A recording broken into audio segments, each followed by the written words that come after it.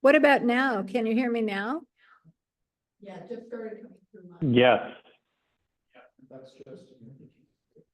The tricky thing is there's a echo when you speak through the computer. Everyone needs to turn off their, turn down their sound on their devices. Sorry. And then you mute yourself unless you're going to speak. I am muted. Turn down. But you also have to turn down this volume. So John, can you hear me now? Yes, I can hear you now. Can you hear me? Okay, but we can't hear him. What day was the link sent? What was the agenda? So I can. The agenda, you have an agenda in front of you on the table. Monday. The 27th. Monday? Monday. Okay. Please hold on. We're having some technical difficulty. Recording in progress.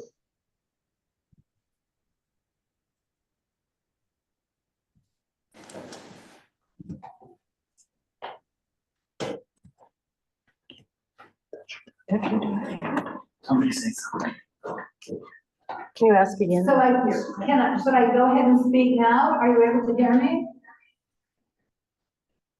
All kinds of record. Can you guys just turn the sound down on the computer? I think completely, you turn it off. Just mute it. Turn it all the way down. I turned my sound down. I think everybody can remute their mics and we'll just go to the owl now that the owl's properly connected. Gotcha, okay, so everybody mute yourselves and the owl will pick up all of our audio.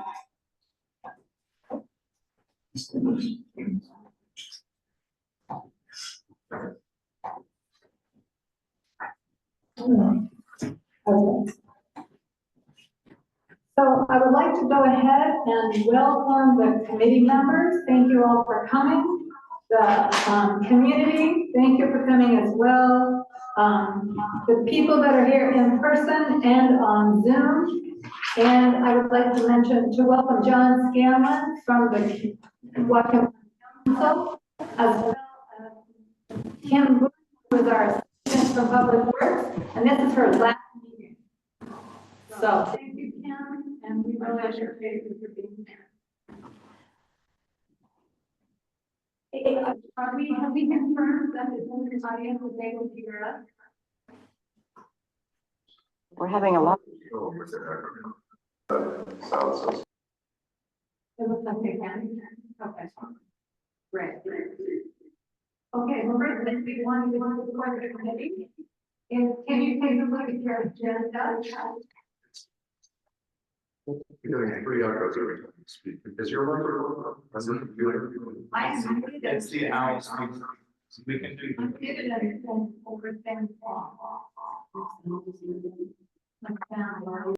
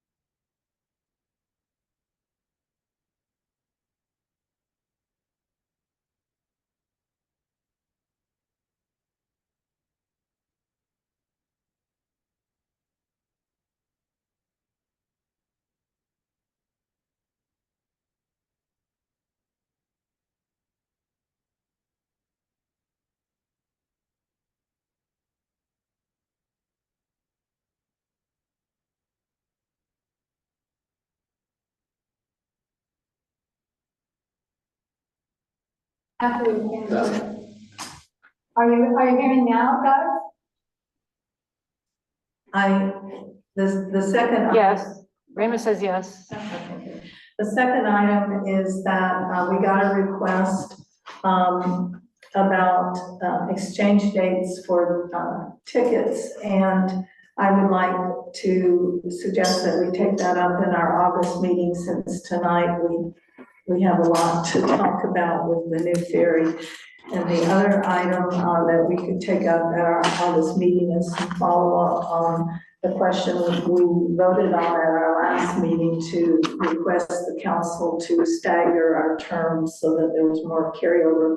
So those two items ordinarily might have come up tonight's agenda, but rather than adding them to tonight, I suggest we add them in August.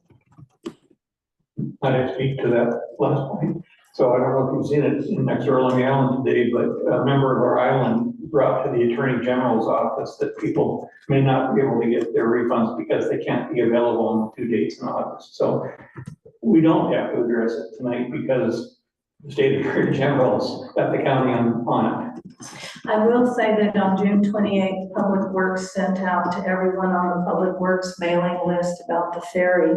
This was not to our committee, but to everyone on their mailing list, that Public Works was going to seek community and our committee's input after their last scheduled ticket exchange date of August 3rd. So they already said on June 28th, they were going to see community and committee input on subsequent times. So I think they are anticipating adding some. Okay, I added both those things under the August 28th meeting, and we will address them at that meeting. And also at that August 28th meeting, we will be having Laura Froelich here to introduce to the community. Laura is the new Assistant Director for Public Works, and she will now be the manager over the ferry system. She is now Gary's boss, and the reason she and Gary and the rest of the county staff are not here tonight is that they are all at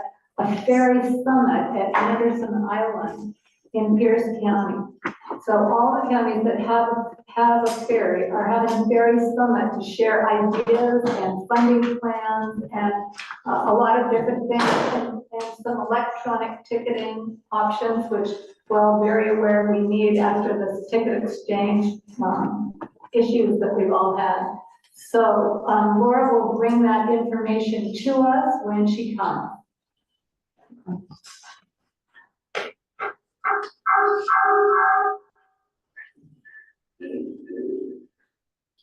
You can't turn on. It's just that they're having trouble. Go ahead. Can you turn up the sound, Ken, for the owl, or is it up maximum? Let me check.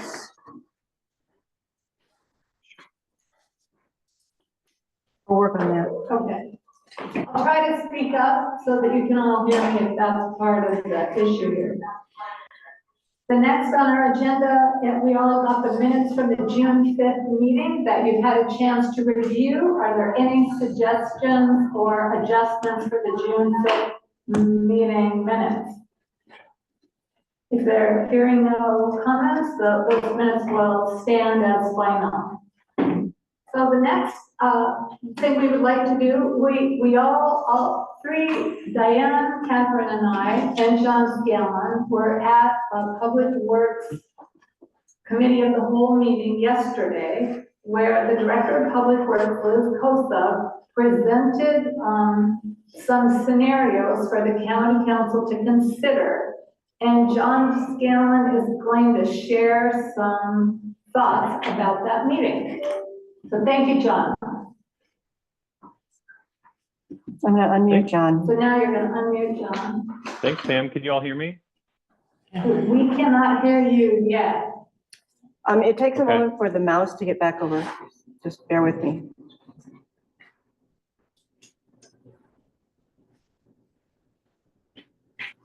What about now? John should be unmuted. Can you hear me now? Can you hear me? Speak, John? You're not muted, but we can't hear you. Mhm. Yeah, when I speak, When I can I see that it's, turn- Say something now. Can you hear me? Yeah, I can.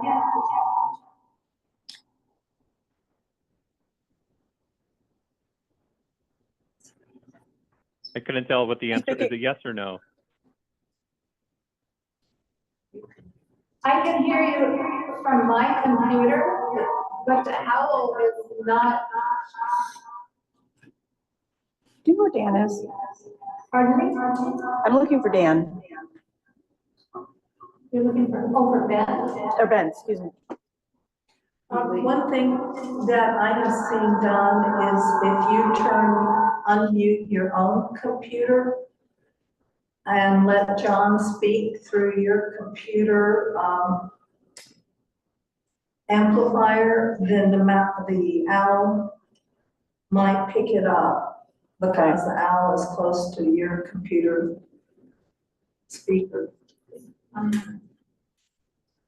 That must have worked out.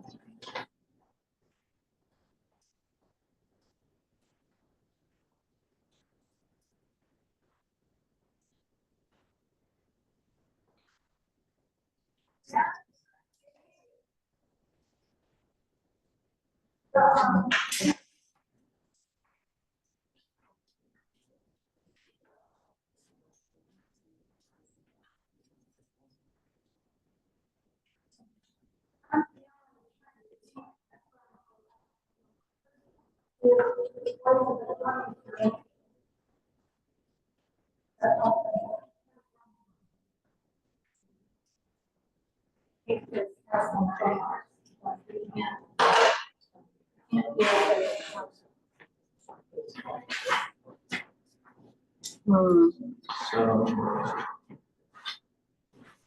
I'm just trying to figure out why we is he can't. muted? No, No, he's not we can muted. hear him speak. We can only hear him through Pam's computer. Oh, sure. So if he could speak through Kim's computer, the owl would pick it up. Sure.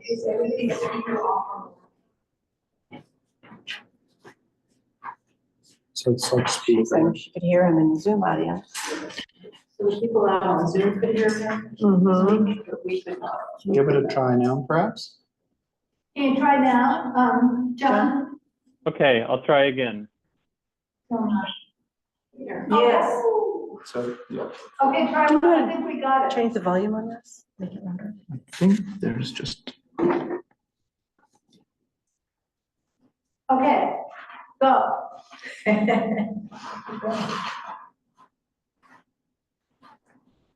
Okay, should I continue? Yes, thank you so much for your patience. Okay, thanks everyone. Sorry I couldn't make it in person tonight. I had some meetings running long at the courthouse, so I'm joining remotely tonight. We had the presentation yesterday from Elizabeth Cosa and from the consultants at KPFF that looked at 3 different options. They looked at a new electric ferry going in a single phase. They looked at the option of 2 phases, going with a diesel hybrid first and then doing the conversion to electric later on. And then they looked at the option of replacing the Whatcom Chief with an equivalent new boat, but that would be fully diesel and the same number of cars. When you look at those options, there is a lot of gap that's left for taxpayers to pick up. The gap differs based on the different options there. And then they looked at what could we do to help fill that gap. So they looked at various things such as a bond. They looked at local tax revenue via the district, the Ferry district idea that some of us have talked about, and then looked at some options to see if we could potentially get state funding at various levels. There is one scenario in which a single phase electric ferry comes in at lower cost to the taxpayers compared to that in-kind replacement. And that would be only if we were able to get a similar amount of state funding as Skagit got for the Glamis Ferry. I talked about that last night or yesterday afternoon and asked some of the scenarios around that. Councilmember Galloway had a really good point. She was working as a legislative aide when Skagit started going for that funding. It took them 3 or 4 legislative sessions to get that through, and they hired a lobbyist just to work on that, in addition to their own general lobbyist. So it took a big effort to get that done. You know, I had some optimistic thinking, hey, what if we started talking with legislators now, given that we've got a delegation, I think both between the 40th and 42nd that wants to work for this county and has a track record of delivering results for our county in Olympia. So even with that, I think it might be a tough ask to get that through for next year.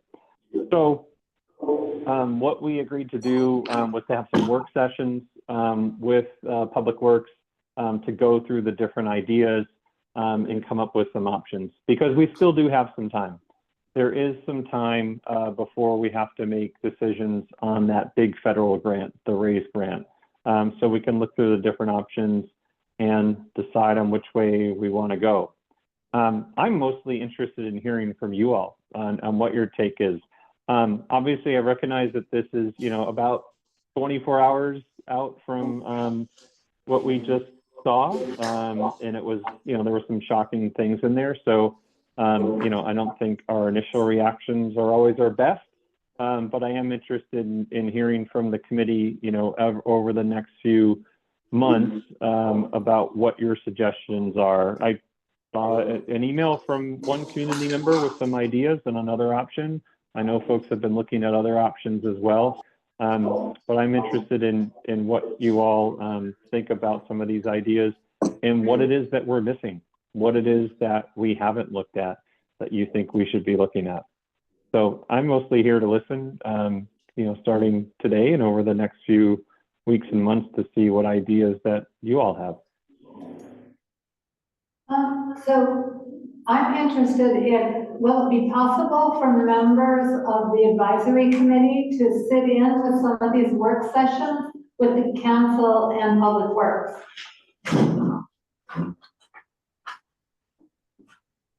Yeah, I think the idea that we talked about yesterday was to do these during some of our water work sessions. We have one water work session a month. We've been canceling some of those. Those are public sessions. When a quorum of the council meets, it's an open public meeting. And generally we hold those meetings on one Tuesday a month. That we usually run those meetings from 10 to 12 or 10:30 to 12:30. So those work sessions would be open?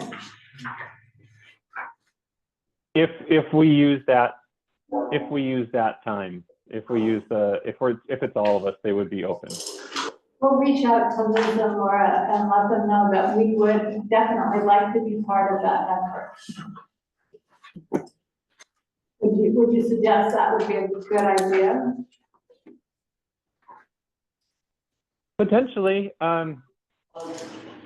that could be one way to go. I mean, there may be another way to go. You know, I think sometimes there is value in some of us sitting down together and hashing out some ideas. Because, you know, there's some things people, I think you can get creative in that way sometimes. I mean, we all, you know, sometimes have conversations with friends that we might not, you know, have completely in public. So I think there is some value in council members having some time to hash out some dumb ideas themselves before going out with some really smart ideas. So that could be an option too. Yeah, exactly. We just want to make sure that the committee has some great ideas that you'll hear tonight, I think, and we just want to make sure that we're part of that effort. I agree. Carol, do you have a comment? No. Okay. Thank you so much. So are there any other committee members who would like to make comments about the meeting that we all went to yesterday? Diane? Can you pull up my, I can. There were 23 slides presented and a lot of detailed information. And for the community, I wanted to highlight three main ideas. And they're actually in the reverse order in which they were presented to the council. So the last slide presented to the council was a timeline on key decision points. And So I just screen shared. And can you back up to, It says right here, we can. Can you clarify who was presenting to the council, the committee? the consultants, KPFF, who all along have been shepherding this and doing all the preliminary work to get the RAISE grant. So the council had gone back to them, the county had gone back to them when the price tags started going up a few months ago, and asked them to please look at it again and show some ways that, you know, some different options. Well, I'm gonna talk without my visual rather than delay things. Yeah. So I'm gonna wave it at those in the room. They can see it online. Okay. The timeline that they presented showed that the RAISE grant deadline is September of 2026.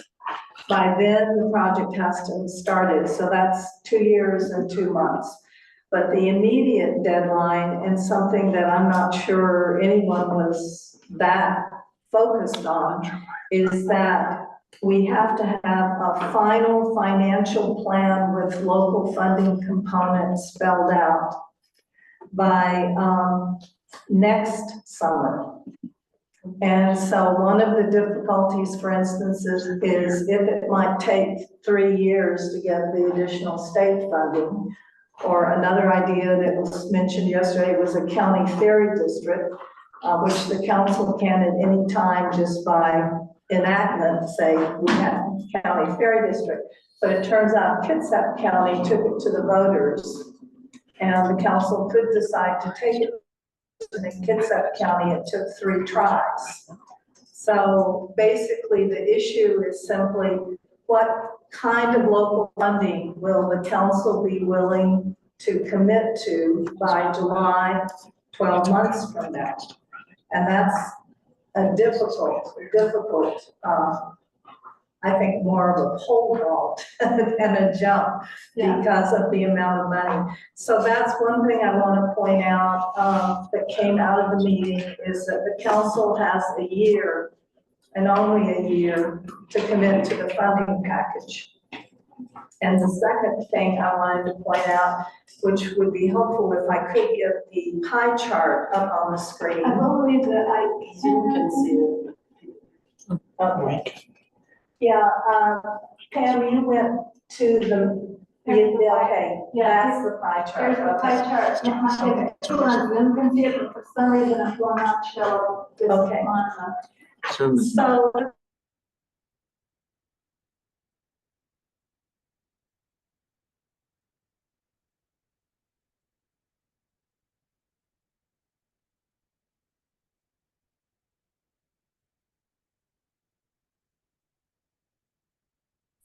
percent of that is the new 34-car electric hybrid Ferry.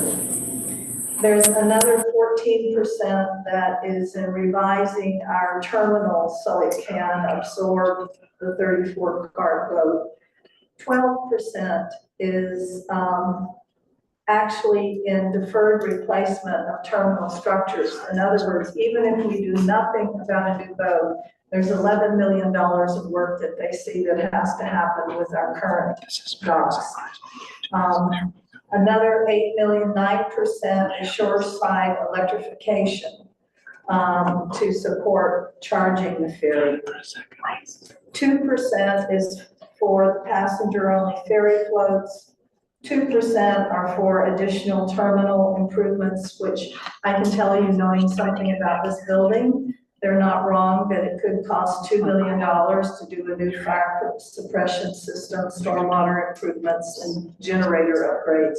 That's just improving the existing terminals.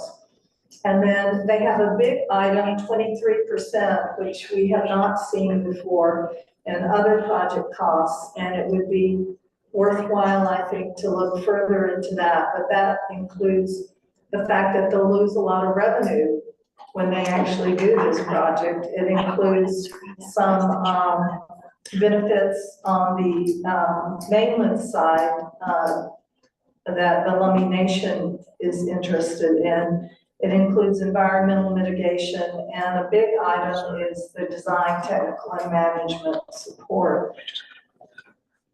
The reason I bring this up is that when we hear 92 million, we're not talking about just the ferry. That's 38% of the 92 million. So if we could cut that cost in half, that would lower it by 17 million, but that would still be a big hunk of money. And going back to my first point, they only have a year, the council only has a year to figure that out, or we will lose the 25 million raise grant. Liz did make that point that dithering about this or deferring the decision or that sort of stuff is a decision. Because they have to move forward soon if they're going to get this in place within that year timeline. The third point I wanted to make is they only looked at 3 alternatives, and we can think of several others that are worth looking at. In particular, is there an alternative other than just replacing our existing ferry with replacing our existing ferry with a smaller electric hybrid ferry? Is there the potential, if we do that, to not require the 13 million in terminal structure improvements? All of those are engineering questions, and they're not just off the top of your head answers, but it seems to me like we should be asking the county to ask the consulting firm to give us some engineering estimates on how large of a ferry could we get and not have to change the terminal structures. That's an engineering question. Another question is just how much would it cost to have an electric diesel hybrid ferry that carry fewer vehicles? So those are 2 things that I would like to see added to their list of options. So those are my comments from the meeting. I think the thing we all need to focus on is we've got a year, and no council member is going to be happy about just imposing a ferry district on the county, evidently, even though they could. So, yeah. We are going to have time for public comment just a minute. Thank you, Diane. Any other comments? Catherine, other people that attended on Zoom? We are going to have some reports coming up from our ad hoc committees, the Ferry and Terminal Ad hoc Committee and the Access Ad hoc Committee. But in the next thing that comes up on our agenda is the open session. So let me see who's signed up for open session.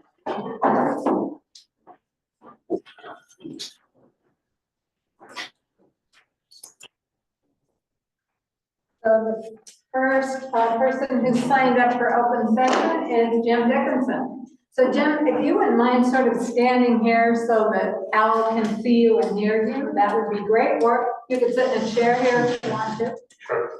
Thanks. And could you put me on the list? Rich? So, are we going to talk about this anymore? We are. Okay. We are. We are going to talk about it a lot during the committee work, but we wanted to get the open session stuff in early so we didn't miss it. Okay. Charles asked to be added to I didn't see that you were on that. I didn't. Mary Ross has her hand raised. And Mary Ross will add her if she is interested in speaking to when we get there. So we're going to start with Jim Dickinson. We will start with people that are in the room, and then we will add the Zoom members if possible. But we're going to conclude this by about 6:50 so that we have time for the rest of the work tonight. Okay, Jim.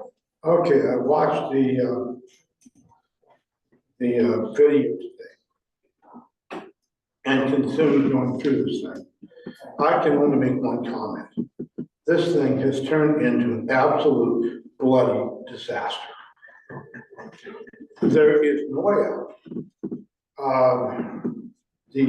All this one by one engineering things that came by are being discredited.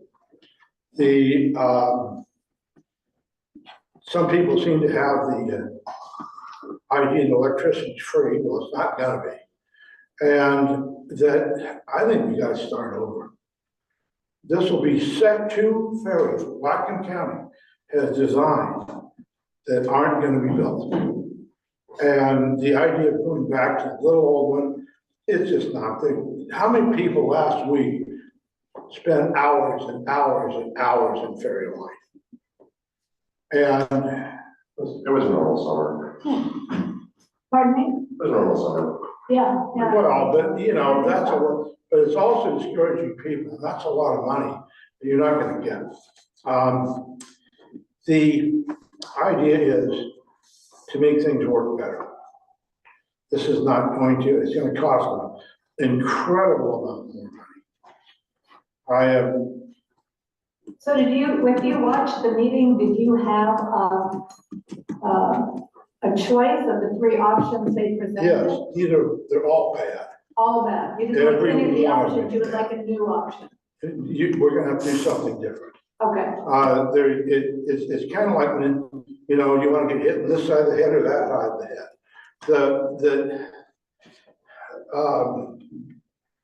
The hull in the new ferry is extremely inefficient.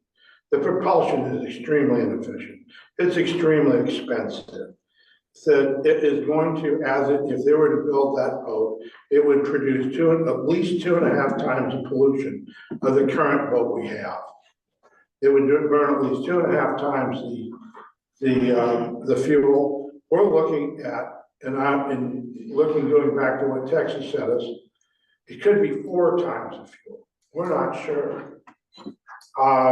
Those are my calculations. We've got to do something different here. The idea of shutting down the docks for 6 months, that's another disaster. Doesn't have to be done. We need to have a different paradigm going in forward. If we have to, buy the old high, we'll buy it 10 years. And the amount of, it's been about 40%, 42%, at least I would calculate, lifespan. Even though it hasn't been, it's older, it's been sitting for a long time. And it's been well taken care of. Thank you, thank you, Jim. Your 2 minutes is up, and I think many of us agree with you, and we're going to be talking about some new options coming up.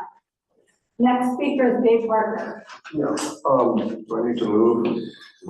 I think that Al will follow you, but it might be better. Magic about.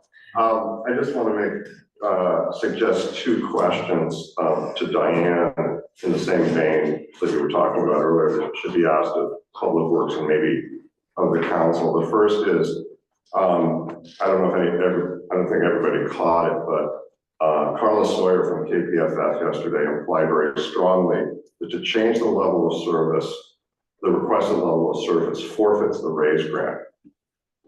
Period. Full stop. I believe that. I think it's rather likely, but that's not the same as being 100% true. And we need to know that because the option that is being kicked around, Todd Donovan talked about it yesterday, a smaller ferry that doesn't require significant retrofitting of the Gooseberry terminal should be on the table, but we of course like to keep the raise grant.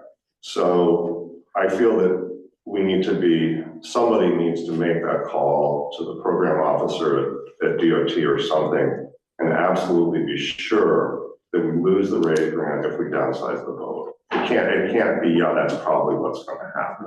And Right. that's my first comment. The second is, it didn't occur to me until this pie chart here, they sort of rebin the finances compared to what was in the raise grant, and presented differently. Yeah. So now we have to see called out for the first time, the pink box, which is very important, the cost of bringing the Lummi Island terminal up to code.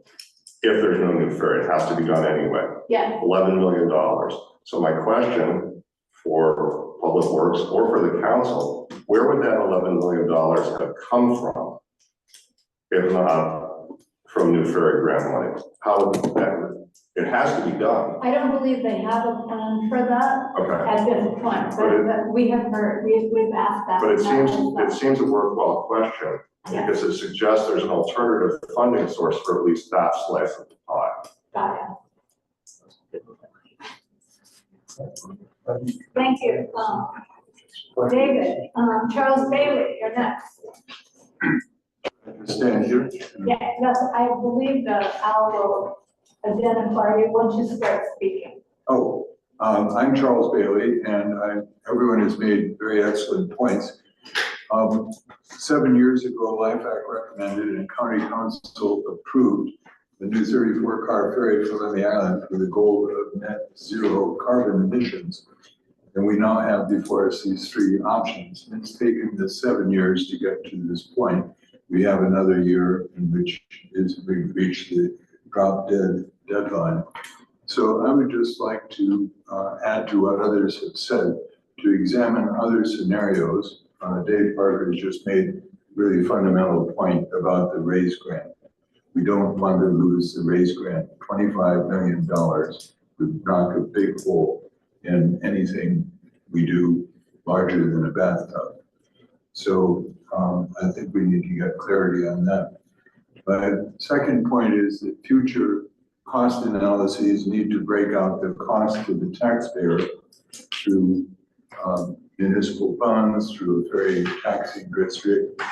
And for us, the cost to ferry users and increased fares once the ferry is in operation. None of these three scenarios have been analyzed from the point of the full lifetime of the boat that they're describing. We know that electric ferries are said to have lower operating costs than diesel, but there may be many other factors. If the lifetime of the ferries are 60 years, we should cost it out to 60 years, and we would know then what the future impacts on fares as well as our property taxes are going to be. My final point is that along with many other people, I would love to see us get an electric ferry. But I think now is the time to look at financial things and see what can the county afford, what can we afford, and in our corner of the universe here, as we try to contribute to reducing carbon emissions. So those are the remarks I wanted to offer. A short time ago, I had a phone call from Bob Anderson, who asked me to channel him. He is in Canada and sends his apologies, so I'm going to read his statement from Bob Anderson. So now we're going to start your time over with Bob Anderson. Okay. I am in Canada and unable to attend the Ferry Committee meeting tonight. I'm aware of the options presented by Public Works. I was at yesterday's Council Committee of the Whole meeting and would like to suggest a fourth option.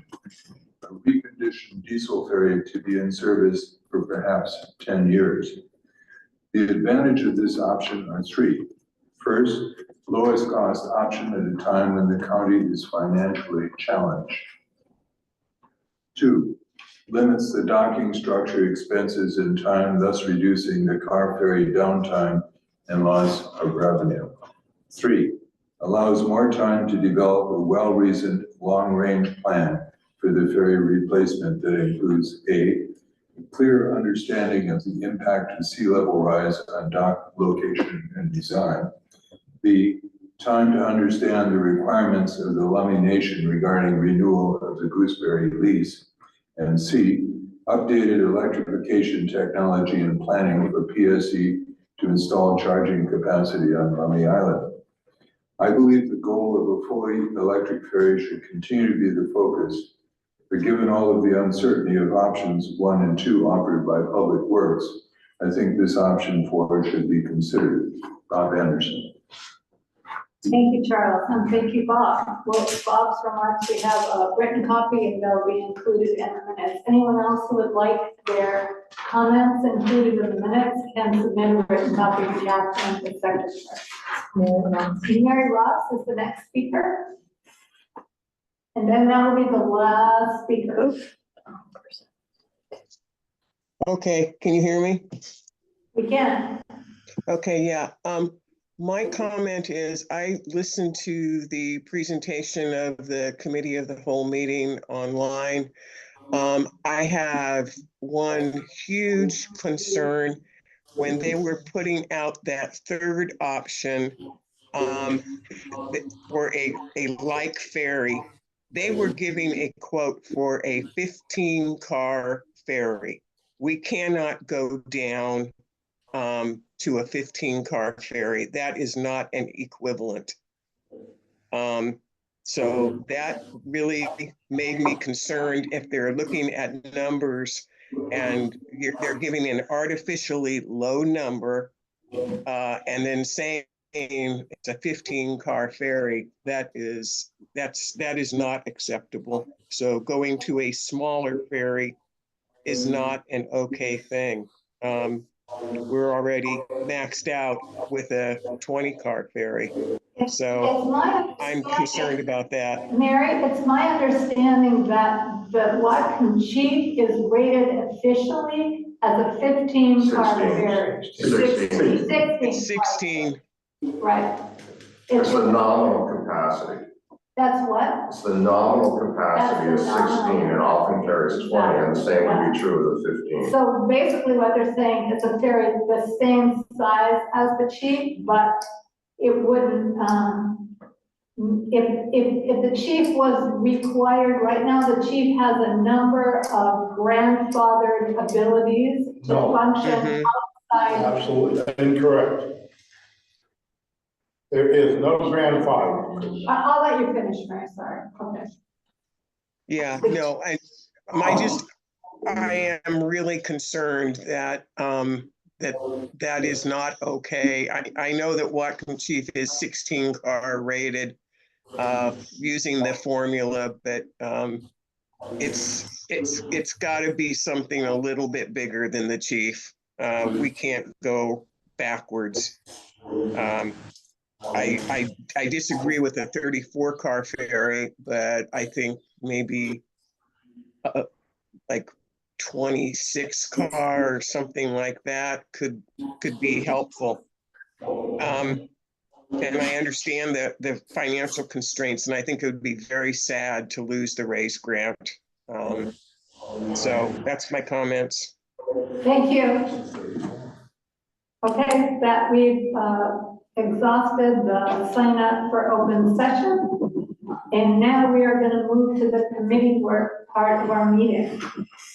The first committee the first person listed on our committee work is Diane Harper, who is going to talk about the cost of implementing the fare changes and the annual ferry operations report. And I will try to make this brief because it is not a hot topic tonight, but I want the ferry. Is this the one you want to share? I think that now is the time where we need to ask Public Works to accumulate the costs involved in this fare change. Some years ago, when Rayma Blake was chair of LIFAC, she was told that a fare change cost about $40,000. Now, since then, we have no longer taking cash, credit card machines on the ferry, times have changed. So there's a number of costs associated with when you change fares, and most recently, thankfully to the council for allowing us to trade in cards, which we were never allowed to do before. However awkward it's been, it's a new benefit that we did not have before, but there's costs associated with that, staff costs. So I would like the committee to formally ask Public Works, and we go through the executive and we ask Public Works to do work, to accumulate all of the costs of this change in fares and have it available as a report to us and for the council, acknowledging that in September, it will still be an interim report. In other words, there will still be probably some more exchange dates and some more staff time. So that is my first request. I have another one, but I will just make that one in the form of a motion. Thank you. I was just gonna ask you that. I move that the Whatcom County Ferry Advisory Committee request Public Works through the county executive's office to produce a report on the accumulated cost of changing fares, acknowledging it will be an interim report in September. I'm gonna give Catherine a minute to get that, and then I will have her repeat it, and we will ask for a second. I wasn't sure first she reads it again, so I just can fill in what I have here. Do you have it written down, Diane? No. Yeah, I made it up. Formally ask Public Works through the county executive to produce a report on the accumulated costs of the rate change, Fare change. acknowledging that it will be an interim report as of September. Do I have a second with that motion? Bill Buck seconds. All in favor? Discussion. Pardon? Discussion. Oh, discussion, good point. So. Lost my train of thought here just a second, a little bit.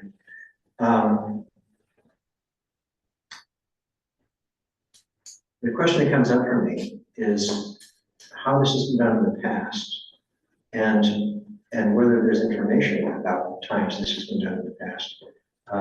That's one point. The other point is you mentioned that people could never say about couldn't use their expired punch cards in the past. Could not exchange them. Could not exchange them, but they could use them. We could use them for 6 months, and that's what the prior code said. In all the years I've been here, 30 years or something, we've never had a problem using an old punch card to ride the ferry. Ever. You didn't turn them back in. You just kept using them until they were used up. Rich, I think that's an interesting point and one worth discussing, but it doesn't have anything to do with the desire we now have to find out how much it is costing, because in fares, we pay 55%, but the unincorporated road fund pays 45%. And I think if the council looked at the cost of an annual fare change, they might decide that perhaps not having it every year was a more cost-effective way. That's the point we're trying to make. Right, so I'm fine with the idea of tallying those costs, because frankly, I don't believe it could possibly cost that much to change the fare structure. It just doesn't add up to me. What's cost a lot is the trade-in option, which is now happening each time.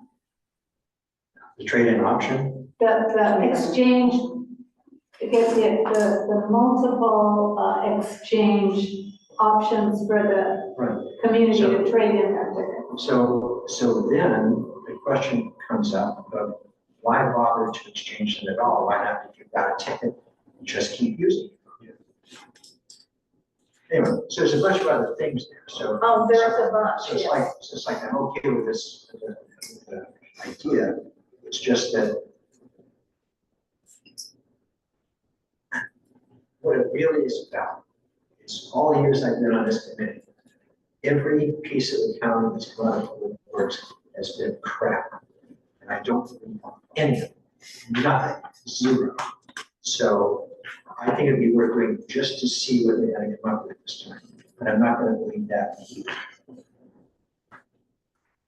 Any more discussion? Tied into what Rich is saying, why it's a big number, and I don't know what labor costs, but it takes all those people from the county, the ferry people, to exchange it. That's many hours. And And I don't know mostly what- overtime. Yeah, and I don't, yeah, overtime, so that's mainly what's in the 40 grand, I believe. The other thing is, they've already told us that on an annual basis, they want to do an increase, consumer price increase. Right. Whatever percentage the economy goes up. So we're not going to get out from under this, but like Rich is saying, we need some good accounting as to what it costs. Unless they decide to amend the code, which is possible. Yeah. Is there any more discussion on this motion? Okay, the motion stands as written. All in favor of the motion, could you raise your hand? That is unanimous. The motion passes unanimously. Thank you. And you have a second? I do have a second, the request for ferry operation reports. Every year, after the ferry task force in 2011 requested that the financial information about the ferry be made public, there has been a ferry operations report published. They are in the archive on the county website, and you can go back and you can look every year at expenses and income and the balance in the ferry fund. Well, because of, and it is usually issued, for instance, this one originally was the 2021 financial report. It was issued in October of 2022. So that's after it's gone through all of the different reviews. But by being issued in the fall, it gave the council and the public a clue for the next year, and there's some projections in it. That report was not issued in the fall of 2023 for 2022. What about, So the last report we have on ferry finances is what happened in the year 2021. I understand that it was difficult in the summer and fall of 2023 to issue the 2022 report, because that was after they had discovered that they had been misaccounting for one of the state funds. And so all those past charts and information were now at least questionable. How you're going to deal with that? Are you going to go back and you're going to change every year in the past? Well, no, because we just moved the money in 2023. So given the difficulties, the fact remains we have no financial report on 2022, and we're coming up on meeting our financial report on 2023. It's now 2024. And so what my motion is going to say is we are going to request that Public Works issue an abbreviated report for 2022. And the abbreviated report would have, I didn't make a very good copy, a summary of revenues, a history of revenues, and a history of income, of expenses, and then a ferry fund balance history, and then finally basically an accounting page, Appendix A, which puts it all in a proper form. So that's difficult in that they're going to have to decide how to treat this massive influx of funds, whether they want to go back and change things or not. But the point being that 10 years from now, we need to have on the record this information for the next question that comes along, not just skip 2022. And in 2023,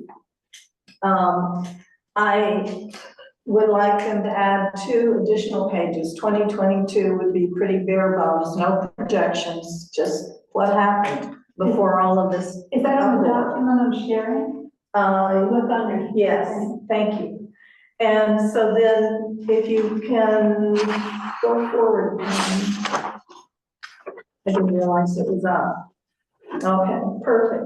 So go to the next page. So this is the account,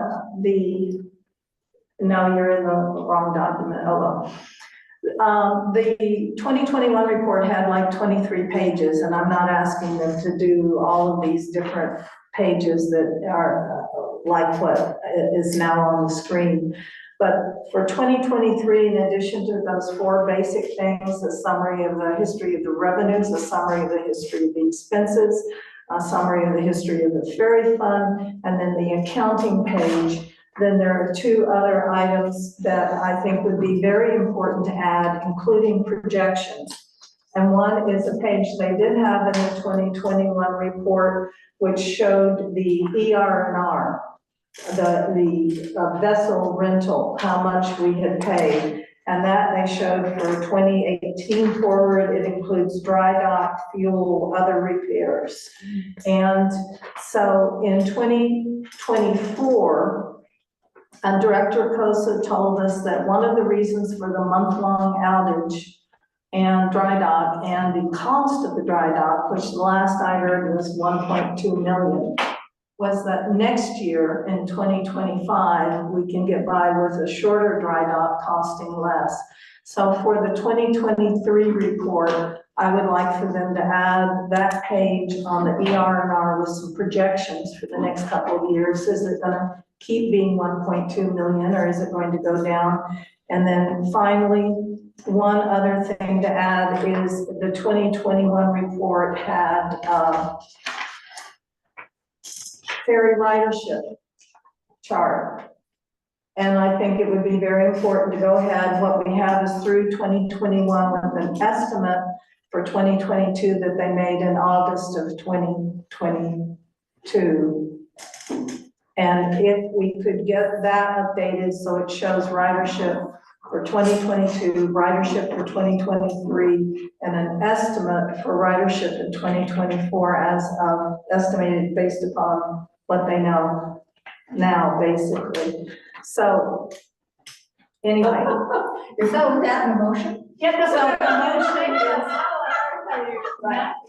so the motion is that the Whatcom County Ferry Advisory Committee request. And we do have that written down. Okay, request, and they're in bullet points.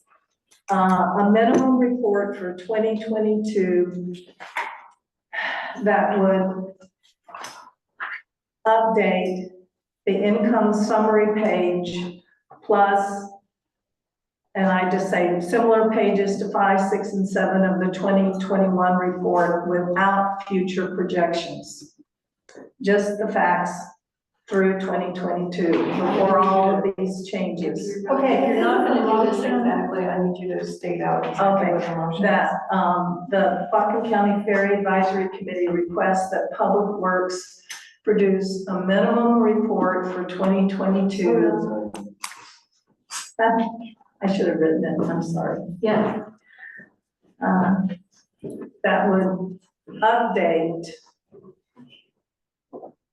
the 2021 report, including pages 5, 6, and 7 of the 2021 report, plus the income summary page without. It doesn't need to be this explicit. Projections. Perfect. Can we just ask them to please issue a minimum report for the 2022 year? I think we need to at least be specific on the amount of information, on that minimum amount of Why does it have to information. be a minimum report? Why can't it be a full report, just like all the other years? Because the projection part is no longer has anything to do with anything. See, the report for 2022 would have projected 23 and 24, and there's just no point. Yeah. There's also no point in given that it was 23 pages or 15 pages of reports, there's an awful lot of other kinds of things they reported on, and what I think we need to be interested in is just a historical record where we have the income and the revenue. And So let's say that, so we want a historical, we want 2022 to be only what happened. And for 2023, we want it to mirror previous reports. And then once they don't give us what we want, we go back to them and say it didn't. I mean, I don't know, but it's a two-page motion. Okay, well, so I'm okay with that version of the motion. I think getting a little bit into discussion, I think they can go ahead and issue a 2022 report. I think it highly unlikely that they're able to generate a 2023 report with projections because of the current lawsuit. I don't think they're going to want to go through the effort of generating that report until they know how that's entailed with that. Right, Let's ask for it. I'm just, as part of the discussion, saying I would find it an acceptable response to say, we'll give you the 2022 report soon. The 2023 report is some months off in the offing. We'll think about September, October, that's all we can take, so, yeah. Okay, so can you repeat what you just motion you're trying to make, Kate? Please issue a minimum report for 2022 that would update. What do you have there? The income, revenues, and Ferry Farm, and the income statement for 2022. So just 3 to 4 items.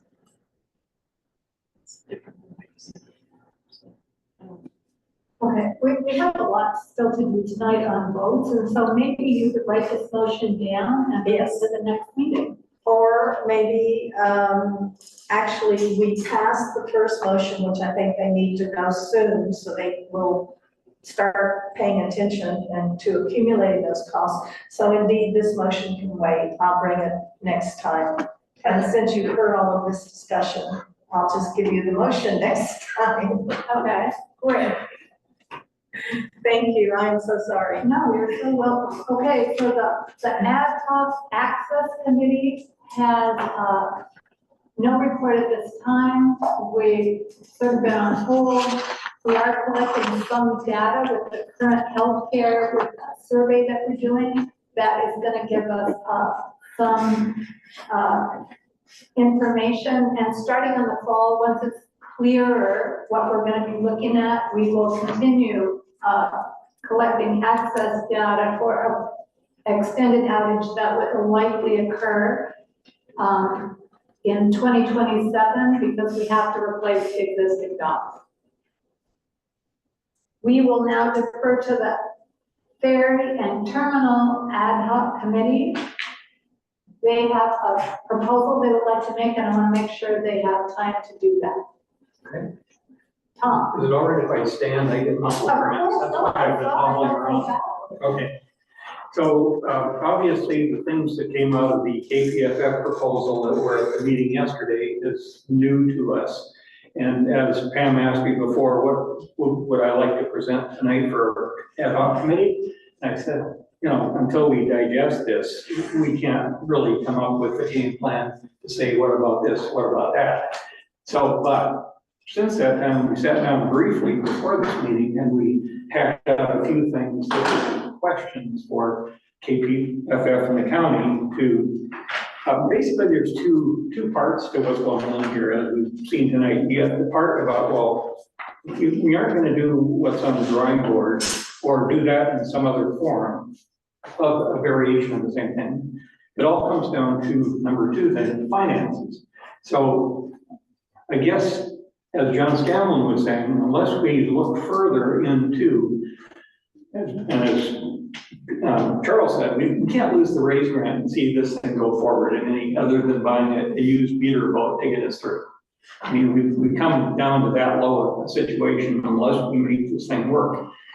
So what we talked about ahead of time was on the sheet, the KPFF, you know, 20-some sheets.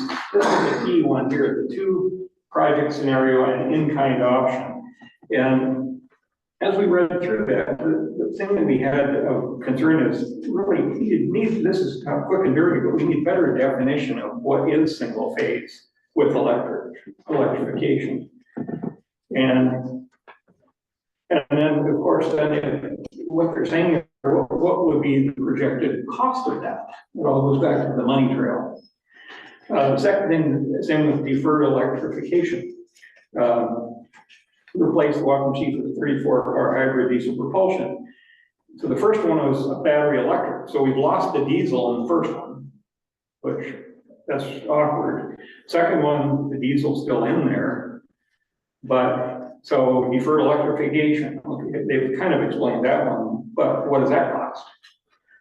And then the in-kind one, so Kurt and I talked about, so the in-kind thing, as Mary Ross was saying, 15 cars, or whether that's 16 cars, it's still basically a replacement for the Whatcom Chief. And I think what they're saying here is that if we're ready to let the raise grant go away, then we could, it's one of two things. We either build a very inexpensive diesel ferry, smaller, or we find a really good used ferry and retrofit it a little bit, but it's all diesel. We're not getting to the spirit of what Charles is talking about. This started with many years of talking about diesel electric hybrid and keeping, and that of course ties in with what the county's expectations are for, I think it's the 2030 standard of where we're going with pollution in the county. So that brings me, so the in-kind thing is, you know, that needs more explanation as to, well, what are they talking about? In 2018, and I don't have anything to hand out, Kurt came up with this by researching it recently, that you could come up with diesel electric hybrid propulsion ferry like we're trying to do and scale it down to a 24-car ferry and still do it with a number of lanes instead of maybe, well, I won't get into lanes and how they arrange things, but you could arrange it to a point where you could use the existing docks. So it's a skinny one, and because it's 24-car, it's not so long as the ferry that's on the drawing board. So, and as Pam pointed out earlier, we've still got to replace anything that's wooden pilings and what on either side, it's got to go, right? So that's what, 11 million? So, okay, going back to our brief meeting ahead of time, we drew Diane into the meeting 5 minutes before we started this meeting. And we realized that for our group to do anything meaningful from here on in, we need a real financial person. I mean, we can talk a little bit of the technical things on the ferry and ask the right questions to KPFF or the county, but we need to understand, just like a year from now, we've got to have the path forward on the finances, or we're going to use the raise grant. And like John Scanlon was saying, what about getting the legislature to figure out some money, just like Weymouth got? We ought to get similar amounts, but that takes time. So you put all this stuff down on paper, but it may not, a year from now, be ready to, yeah, we may not get that line item from the state for whatever reason, because this capital gains thing goes away, or who knows, okay, so that is, and we've actually come up with a sheet which I'm not going to hand out today, but it ties directly in with this. And we would like actually to talk more to Public Works, hopefully KPFF as a separate, because we've met with them a couple of times. We'd like to do a similar thing to talk about this, because it's like the conversation we talked about before. Unless you sit down face to face, we don't know about what's possible, what are expectations, on and on and on. So that's kind of. Is that 24-car ferry a hybrid ferry? This diesel hybrid electric. It's a hybrid electric. Yeah, in other words, we're doing a skinny down version of the current one on the drawing boards. Which is a 37? 34. 34. Yeah. So there's 10 cars left. Yeah. And skinnier to fit in the current dock. But there's another question too. It goes back to what Charles was saying about timeline. Think about this. In essence, we'd be taking the current thing off the table, and you're starting with a clean sheet of paper. So what more does that cost than engineering costs? I mean, so anyway, I think I've raised the points that we're kind of wrestling with now. So the key thing would be if we could sit down with Public Works and talk about a little bit of this. It'll take us a little more time to digest the KPFF document, but we're understanding the gist of it. And So I'll entertain any questions. I've kind of jumped around a little bit, but you can see the gravity of the situation. Changes will happen in some form. What is it? And that goes back to what is our expectation? Are we gonna hang with the diesel hybrid electric? Or are we gonna say diesel's okay if we can get it done for $25 million plus the docks? Yeah, and we go for electric when heated power is 15 years ready from to now. electrify both docks with the right amount of power. Right. Well, I guess my question to you people is what we're just talking about a good basis to talk to the county public works? And is there some other point that you would want us to take forward to them if we can get an audience with them? And Dave, I didn't have adequate time before the meeting to really talk to you, but any additional thing I should be looking at? My comment would be, I tend to think in terms of decision trees. And In terms of what? decision trees, Right. turn left, turn right. If we accept the premise that we want to keep the raise grant, because it's a lot of money and we don't know where we could get a similar amount. Right. I've raised the question already about whether we can keep it with this reduced level of service, i.e. a smaller boat. I'm reluctant to speak for the Department of Transportation, but having read the call for proposals that led to that grant, the language in there, I feel confident in saying the reason we got the grant was because we committed to an electric ferry. Right. So the chances of retaining that $25 million for a diesel ferry are functionally zero. Exactly. So we can't mix and match those things. If we're gonna go on a diesel path, we don't have to worry about what the raise grant is on the table, because it's not. We want to try to keep the raise grant, we have to continue to go down some kind of electric path and see if that's even feasible. Maybe it's not. But this KPFF presentation, it was more confusing than helpful. There are different options, for me, but anyway. It was challenging, I have to say. I know there's one person in the audience that had a comment. Rebecca, did you have something you wanted to say? Well, I haven't been in all these meetings, but when you mentioned that the budget is 92 million. It's not clear, is that 92 million for all three of those scenarios, each one at the same cost? I mean, that was where it seems like that wasn't very clear. No, There's very big differences between them, and that should obviously be a consideration. yeah, and in their report, when they included the different funding sources, they brought that down to the level of how much money will the county have to find. Right. And in essence, that's the real issue, is where is the county gonna come up with their share? But the 92 million was for the current project as proposed. And so, in fact, they showed that it costs more to do a deferred electric because, and it costs far less to do overall a replacement ferry, the same diesel ferry, the same size as Whatcom. But then once you subtracted out the raise grant on the electric versions, and you subtracted out what the state has already committed and what the state might commit, then it turned out that the current 92 million resulted in about the same amount of money needed from the county as just buying a new 15-car ferry. So they're, okay, that's. But that, as Jim has brought up, and as Tom just brought up, we don't really know any of the details about that pricing, that ferry. I mean, this is a whole new thing that they've just thrown in. Yeah. Yeah. Just to add to what you might be asking from Public Works, I think you need to try to get them to focus on Puget Sound energy, starting with how much electricity do each of these boats consume, And then what is Puget Sound Energy's actual strategy for delivering that amount of electricity to either of both terminals? Because without that information, it's just another uncertainty.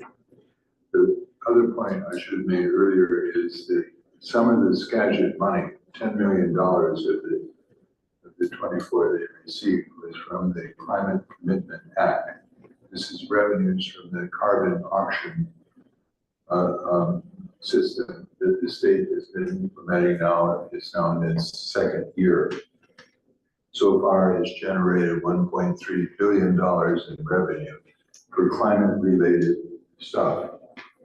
So yes, it's difficult to get money out of the legislature, but on the other hand, there's this new stream of money.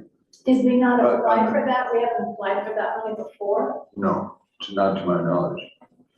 On the third hand, the repeal of the Climate Commitment Act is on the November ballot, Initiative 2117. If this passes, then Skagit County is in a pickle because they will have to return the 10 million. I believe right now Skagit County Council had rejected the bids for their new ferry. Right. And I believe that currently they don't have a project. And if they don't have a project, they would have to return that money anyway. Exactly, that's exactly true, they don't have. I think that this report yesterday actually goes into some detail about the Guaymas Salmon Ferry, and that may or may not be up-to-date information. Tom, I do have one other point of guy. The one I wrote down is the one I forgot to make. It's my understanding, so the commitment in funding secured to date is $40.3 million. 25 raise grant, 10 crab grant, 5.3 move on Washington, which is a pretty good start. Yeah. But it's far short of $90 million. My understanding is that the other two funding streams, the crab and the move on Washington, were secured with an implicit promise that we were building an electric ferry. So I'm not sure it's possible. Liz did tell me yesterday that if we did take that option of the 15-car control ferry, Yeah, we would not lose the grab money. she's sure of that. Yes, she said that we would absolutely keep the grab money. So we would not lose it if. Okay, so we have just enough money to repair the wood pilings and on the Lummi side. Yeah. Well, that's good news. Yeah, no, we can keep using the key. I'm surprised. I would like Kurt to be able to say things Yeah. key to the process. John, are you still online? He is. Yeah. Yes, can you all hear me? Yes. Yeah, I agree. I've been talking with Elizabeth about this. I'm not as worried about the crab money. It's the raise money. My understanding is that conversation, I believe, has been had. Elizabeth has been doing that outreach and isn't as worried about the crab money. John? I just want to say as well, this is the type of creative thinking that you all are great at, and I love this. So thank you for this.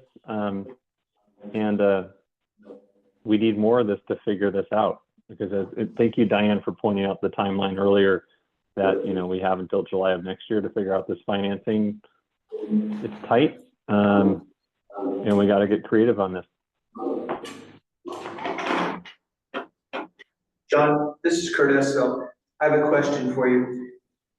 Can you arrange with Public Works a meeting for Tom and I and other of the committee members to understand what is included, what equipment, what design is included in a single phase and a deferred phase? We have no detail on what's being offered to us. We haven't had any information. And if you could arrange a meeting with Elizabeth so that we can understand what components are available in each of those designs, then we could ask, be more articulate in our questions about whether one is preferable to the other. But isn't it the same boat design for both No, you have options? different equipment. Pardon me? You may have different equipment. We need to know what they're offering us in each option. You can't assume it's the same. Pardon me? You can't assume it's the same. Maybe when, Yeah. if they met, they would find Yeah, out it's the right. same, but you In a can't. short hour meeting, John, we could determine what the design is that they're proposing. Okay. Elizabeth and I are driving to Point Roberts tomorrow for a meeting, so we have a lot of time in a county car tomorrow, so I will ask that question. And And she doesn't have Nexus, so I'm gonna have to wait in the slow line. Yeah. As an add-on to that discussion, could you discuss the raised grant with her and see who she has in mind to determine whether we keep the raised grant if we have a different designed length or width, but we retain the diesel electric hybrid? Can we retrain? I'll ask that. Okay, good. Thank you very much. I'll ask that question as well, and I forget who had the comment earlier about getting on the phone with the program managers and seeing what we can work out. And I also wonder if, I don't know if we've had any conversations with our congressional delegation, and I think in particular about Senator Cantwell, who was helpful on this, and Congressman Larson. They may be able to be helpful on this, and I think it's worth doing that outreach and asking some of those questions to see if they can be helpful for us. Because I think there's a lot of folks who want to make sure that Inflation Reduction Act is working well for communities. So there may be some good incentives there, and timely incentives over the next 3 months or so. John, this is Tom Philpott again. I've got one final question for you. You've been very creative in coming up with these ideas for how we can tap into additional things like state monies. Could you also, you don't have to talk about it now, but you've talked about Ferry taxing district in the past. And apparently we don't have to go to the county, the rural county for a vote. There are certain things that the county can put in place. So the question for you is, how would you approach the county council to ask for that limited amount of ferry taxing district that's easy, relatively easy to put in? But then how does that figure into a year from now? Can we bank on that at any dollar amount to make our package full? Thank you. So on the Ferry District question, I've only heard, when this has come up, a handful of council members respond on the idea. Yesterday, Councilmember Donovan seemed to indicate that he would not support doing this in a councilmanic fashion, where the council would vote on this. He would want to see this go to the people. I have a good relationship with him, I think. So, you know, I'll have that conversation with him. But I forget the threshold on that vote. Does anyone recall? Diane, you may know. Is it a simple majority of 4, or would we have to have a super majority on that one? I believe it is just a simple majority. It's just a county council regular action, but I'm not 100% sure, but I believe that is true. I can look it up. I think one of the reasons Skagit did get the money that they may not keep is that they do have a countywide ferry district in place. No, they don't. Oh, they don't? No, Kitsap County is the only county that has done that, and they did it through a vote, countywide vote. Gotcha, okay. Skagit County had a different taxing district that we don't have, but it's not a ferry. It's not a ferry, it's not a countywide ferry, okay, got it. King County does too. That's one point that we can make to the council, though. If we're going to the state for more money, I think we would be in a stronger position if we could say that we had done everything the county could do to raise funds for this project. including enacting a countywide ferry taxing district to help fund the system. And even after doing that, if we still need extra funds, we have a stronger leg to stand on. So just to say a few other things on the tax district, the ferry district, if I can. Pardon me? Can I just say a few more words on the ferry district idea? Sure. So, for me, I also want to wait until we see what happens in November with the Healthy Children's Fund. That's a priority for me. I want to see what happens there before doing anything else on taxes. So, once we know the results of that, I'm very much willing to look into this. And it's the kind of thing where, you'd have to start counting votes. And due to quorum rules, I can only talk with 2 other council members on any given topic. So I think if the idea of a ferry tax district is of interest to the community, I would suggest that folks start having individual meetings with other council members to start talking about that idea.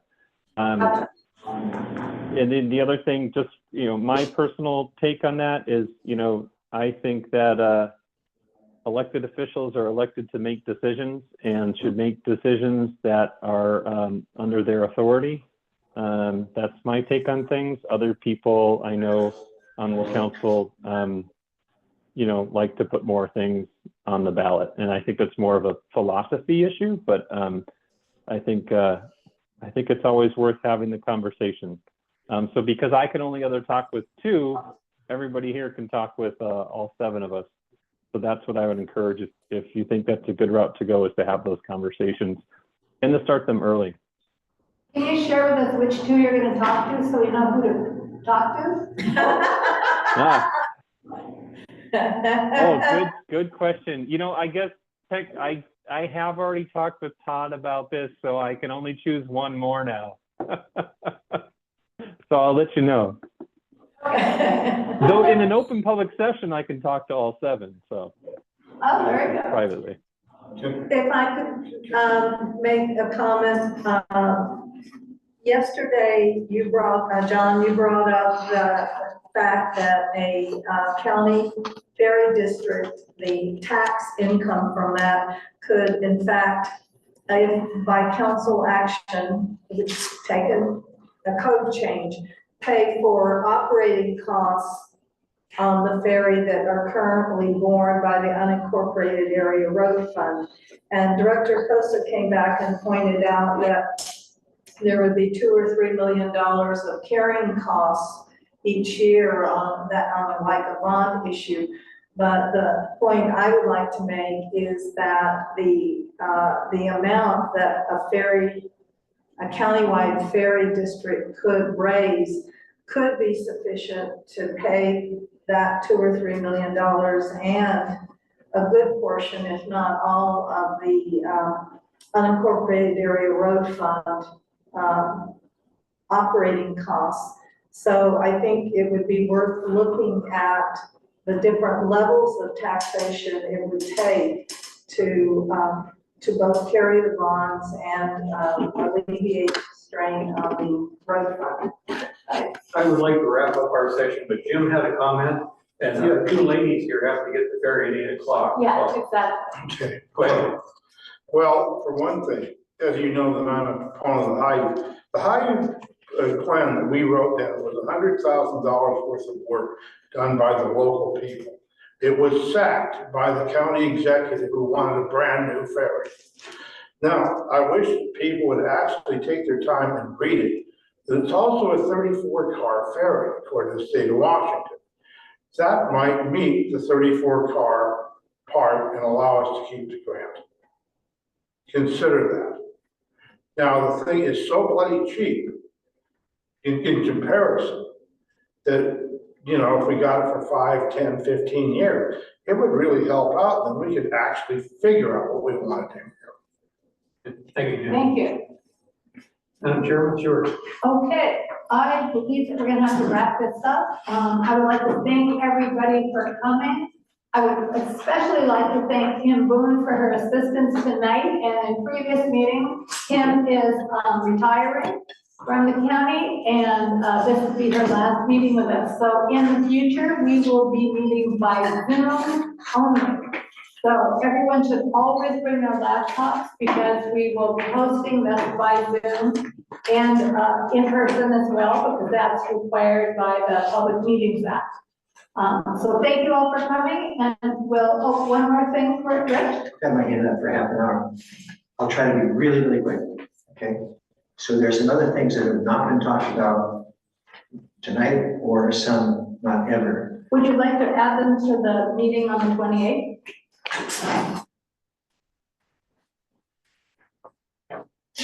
Take 2 minutes and speak your piece. I can do it in a minute.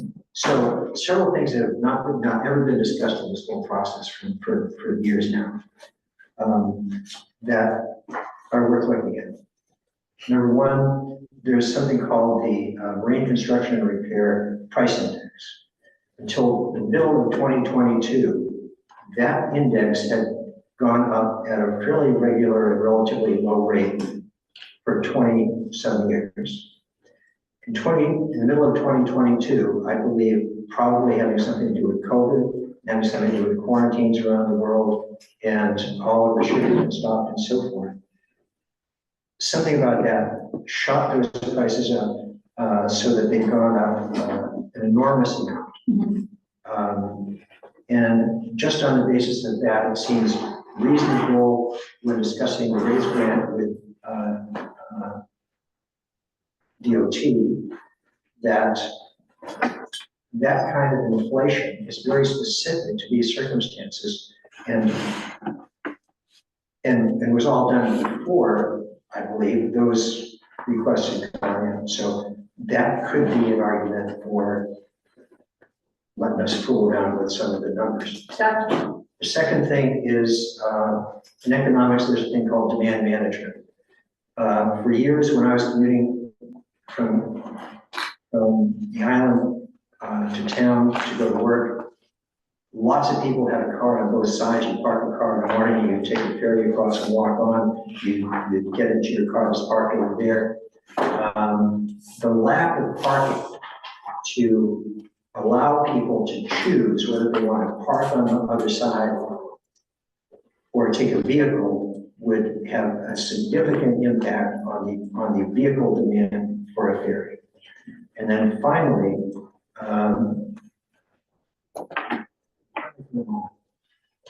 my fantasy is a 24 to 26 car electric ferry made of aluminum and built in Bellingham. I'm just saying. Thank you. We'll see you all on the 28th. Thank you for coming. The meeting's adjourned. Thank you, Kim. I like the idea. So,